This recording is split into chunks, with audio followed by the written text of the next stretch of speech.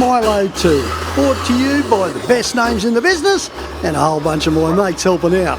Hey mate, how you going? All right, I've been wanting to do this for a while, just to draw a few comparisons between the original Milo and Milo 2, and why I did some of the things I've done to Milo 2 and why some of the things that evolved through Milo 1 have either gone or carried on into number 2. It's just too good, it really is. I love playing with trucks, and to have 2 green trucks is really good. To have 2 green trucks and a yellow truck is even better, but you get that, that's cool. Come and have a look. Towards the end, it was dust coming in from leaks from the turbo pipes that upset Milo's motor the most.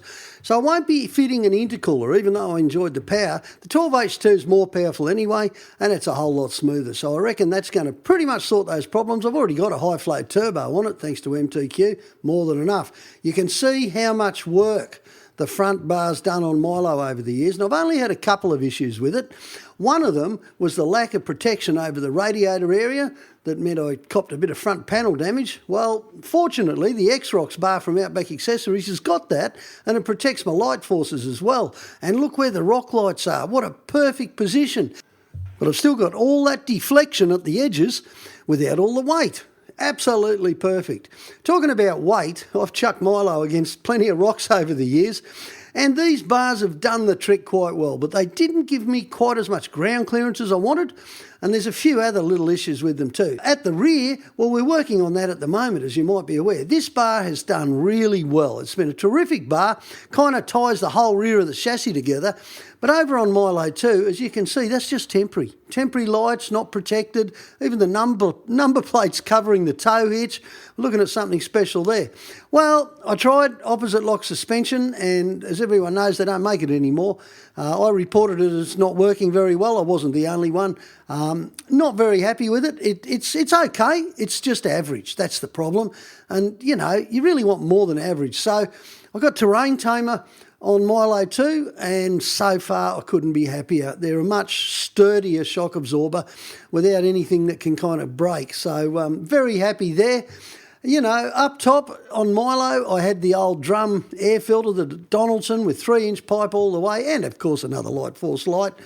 On a front runner rack, some things don't change. Max tracks wouldn't go anywhere without them, and see where the horns are.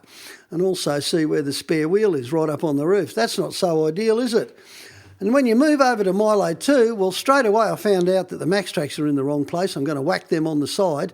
And then I found out that the little Donaldsons don't breathe enough, so I got the big truck one up there. But look, the horns are back where they were because it works. They're protected, loud enough, front runner rack, everything's spot on there. And, you know, I loved having my exhaust through to the roof on Milo, made it really different, kept it out of the water, all the good things. But you know what? When it came to Milo 2, I thought, no, I want a little bit more comfort. I want it a little quieter, further away from my ears, a whole lot closer to the handbrakes. If she comes with me, there's no seat yet.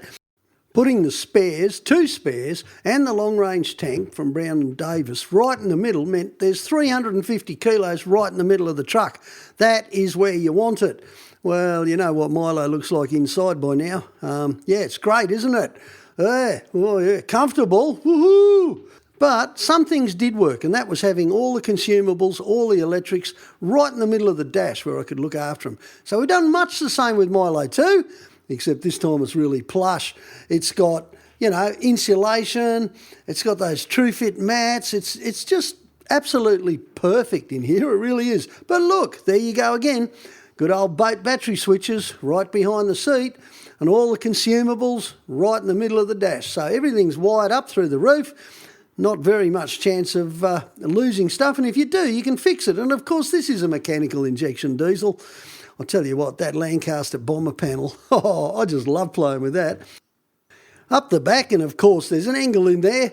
Dirty, muddy, been used heaps, still works great, and that's the handbrake's hat. But in Milo 2, there's an angle on an angle slide. This thing is awesome. It's super solid. For the first time in my life, I've got a slide I can use. And talking super solid, get a load of the Bush Company's Rhino cab. These are the all aluminium jobs that we put over 8 tonnes of timber on. You might have seen that little clip to test them out. After I did that, I convinced myself I needed one. That and the fact that it's dust free. and so strong that I don't need a roll cage inside the cab. It's just beautiful, isn't it? And so well made. But get a load of this, eh? Look at that. Plates, bowls, all stored beautifully. This is the Bush Company for you. Really good gear. And because it's Milo too, it's got the best rooftop tent in the business, the classic clamshell. It's so quick, it's like having a sleeper cab. Well, so there you go. There's a lot that's carried on through, and there's a lot that's still evolving on both trucks.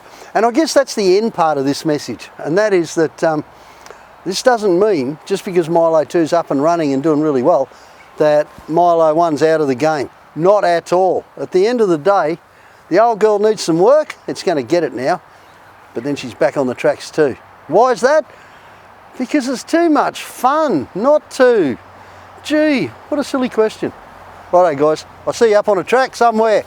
I'll either be the guy in real comfort or the guy rocking it around with the rocks, but it won't really matter, will it? Either way, it's going to be fun.